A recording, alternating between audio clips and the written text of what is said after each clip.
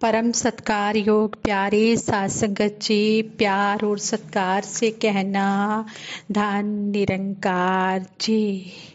रंग है ना रूप है ना आदि है ना अंत है, सीमा रेखा खींच रही ये प्रभु अनंत है।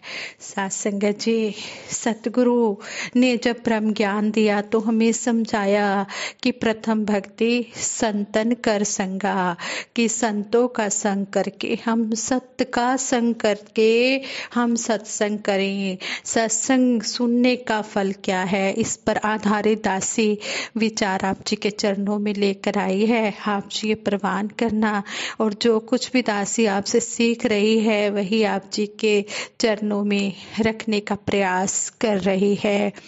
दासी को आशीर्वाद देना कि जो भी बोले आप जी को अच्छा लगे, और विचार करते हुए अगर कोई गलती हो जाए तो आप जी क्षमा कर देना। साथ संगत माँ बड़ी ही दयालु है, सतगुरु निरंकार दातार तो दयालु होता ही है, साथ संगत माँ भी बड़ी दयालु है, कृपालु है।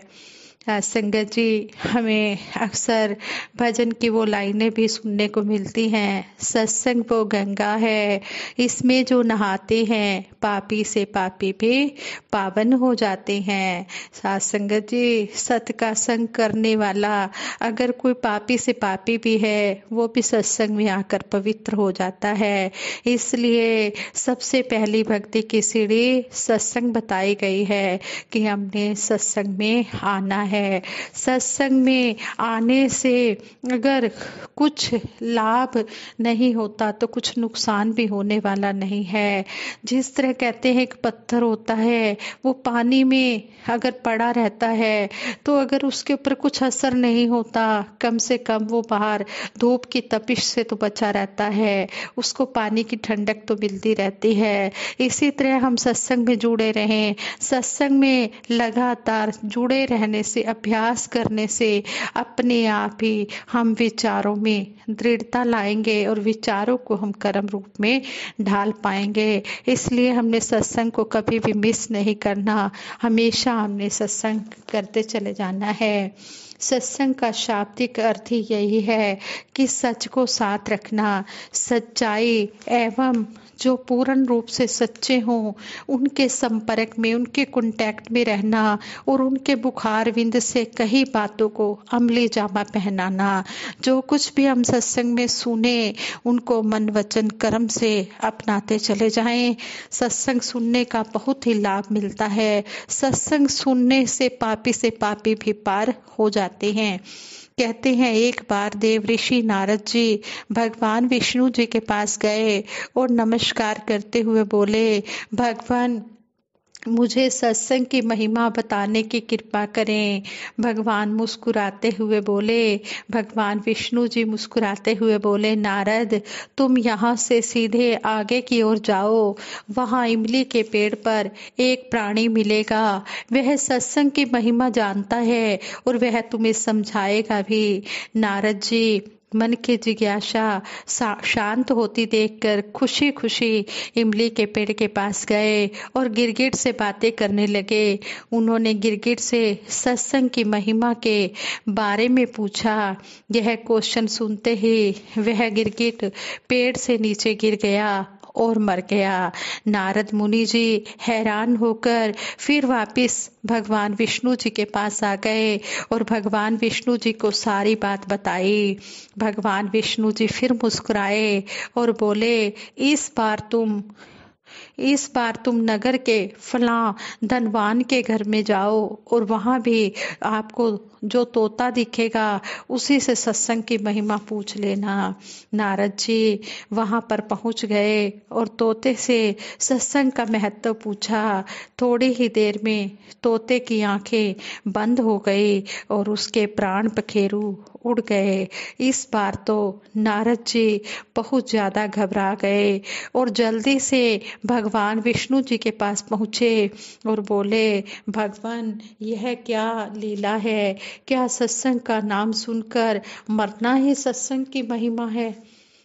भगवान विष्णु जी हंसते हुए बोले, नारद मुनि, आपकी जिज्ञासा जल्द ही शांत होगी। इस बार तुम राजा के महल में जाओ और उसके नवजात बेटे से अपना क्वेश्चन पूछो।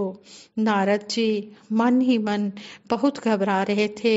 बोले, अभी तक तो प्राणी ही प्राण छोड़ रहे थे, इस बार अगर वह नवजात राजपुत्र भी मर गया तो राजा मुझे जमीन में जिंदा ही गड़वा देगा। भगवान विष्णु जी ने नारद जी को अभयदान का आशीर्वाद दिया तो नारद जी राजमहल में पहुंच गए। वहां नारद जी का बड़ा ही सत्कार किया गया। बड़े ही आदर भाव से उन्हें आसन देकर बिठाया गया। राजमहल में बड़ी खुशियां मनाई जा रही थी। कई सालों के बाद राजा को संतान सुख मिला था। बेटे के जन्म पर बड़े आनंद उल्लास से त्योहार मनाया जा रहा था। राजा सभी को मूल्यवान उपहार दे रहे थे।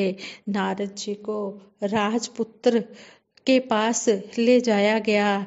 पसीने से तरबतर हुए मन ही मन भगवान श्री हरि जी का नाम लेते हुए नारद जी ने राजपुत्र से सत्संग की महिमा के बारे में क्वेश्चन किया तो वह नवजात शिशु हंस पड़ा और बोला, महाराज, चंदन को अपनी सुगंध और अमृत को अपने मिठास का पता नहीं होता, ऐसे ही आप अपनी महिमा नहीं जानते, इसलिए मुझसे पूछ रहे हैं कि वास्तव में आपके ही क्षण मात्र के संग से मैं गिरगिट की योनि से मुक्त हो गया और आपके ही दर्शन मात्र से तोते की योनि से भी मुक्त हो गया और इस दुर्लभ योनि मनुष्य जन्म को पा सका।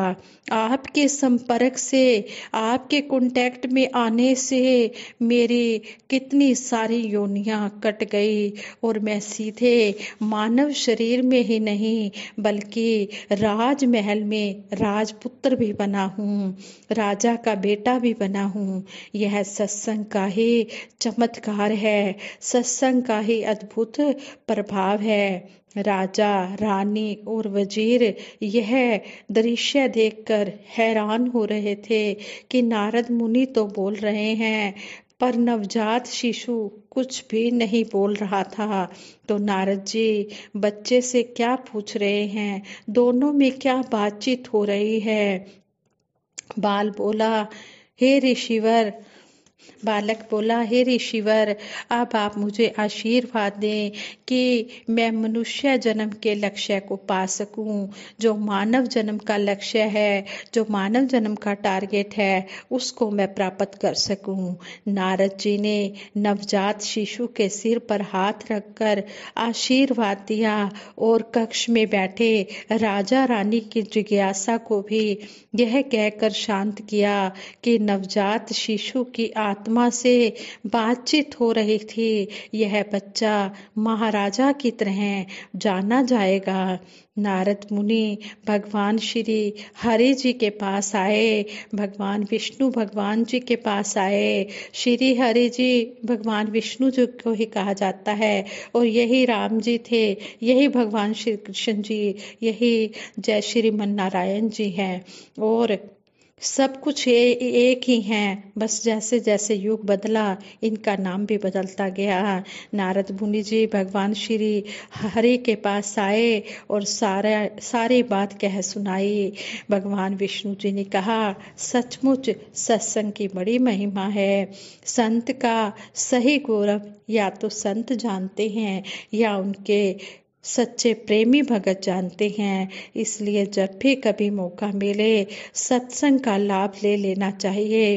क्या पता किस संत या भगत के मुख से निकली बात जीवन सफल कर दे। तभी कहा गया है, जे सो चंदा उगवे सूरज चढ़े हजार, ऐते चानन होंदिया गुरु बिन घोर अंधार। यदि 100 चंद्रमा भी उदय हो जाएं और हजारों सूर्य भी प्रकट हो जाएं तो ऐसी रोशनी होने पर भी गुरु के बिना घोर अंधकार ही रहेगा। साथ संगत जी, ये सत्संग की महिमा बड़ी विशाल है, इसलिए हमें सतगुरु बार बार सत्संग करने के लिए कहते हैं कि सत्संग में आने से, संतों के दर्शन करने से हमारे जो पाप कर्म है वो सब कट जाते हैं। और फिर जब जीव ब्रह्म ज्ञान को प्राप्त कर लेता है तो फिर वह सतगुरु निरंकार की कृपा से अच्छे कर्म करता चला जाता है और उसका मोक्ष होना संभव हो जाता है। संतों के सत्संग की बहुत ही महिमा है, कितनी महिमा गाऊं, कितना करूं सत्कार। एक है जीवा मेरी, तेरे गुण है बेशुमार, सब सुख देने वाले, तेरा शुक्र है लख लख बार, तेरा शुक्र है लख लख बार। हे सतगुरु निरंकार दातार, हम आप जी का लख लख बार शुक्राना करते हैं। हमारी तो जुबान भी बड़ी छोटी है, आप जी के गुणों का कोई अंत नहीं है। सब धरती कागज करूं, लेखनी बन सबराए, सात समुद्र की मसी करूं, गुरु गुण लिखा न जाए।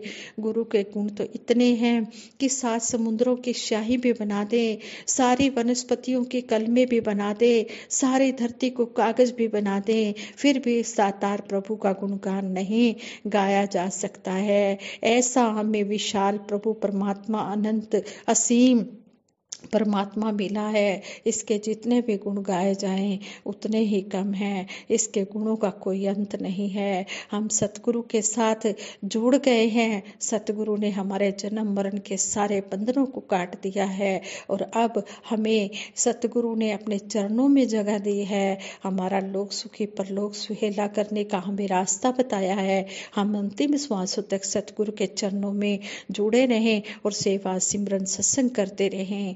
दासी सभी के लिए सतगुरु माँ के चरणों में यही अरदास करती है, हे सच्चे पातशाह, सभी को तन मन धन के सुख देते हुए सेवा सिमरन सत्संग के साथ जोड़ के रखना, किसी को कोई भी कमी ना देना, खुशी इतनी देना कि कोई कमी ना देना। खुशियां ते खेड़ियां च वसदे, लैंदे ने गुरु दा जेड़े ना, रहंदियां ने घर विच उन्हां दे दाते दियां नित रहमतां। जो सतगुरु निरंकार की चर्चा करते हैं उनके घर में हमेशा खुशियां खेड़े रहते हैं, उनके घर में सुखों की बहार रहती है।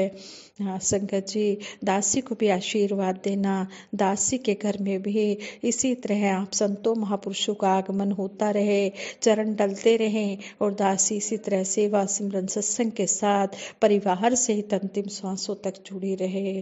साथ संगत जी प्रेम से कहना, धन निरंकार जी।